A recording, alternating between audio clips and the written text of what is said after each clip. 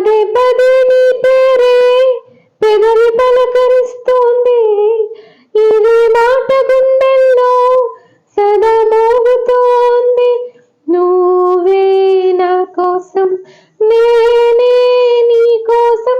ఎవరేమి అనుకున్నా దేవుడు కరుణిస్తాడని, వరములు కురిపిస్తాడని నమ్మలేదు నాకు నీ ప్రేమే దొరికే వరకు. స్వర్గం ఒకటుంటుందని అంతా అంటుంటే విని నమ్మలేదు నేను నీ నీడకు చేరే వరకు. ఒకరికి ఒకరని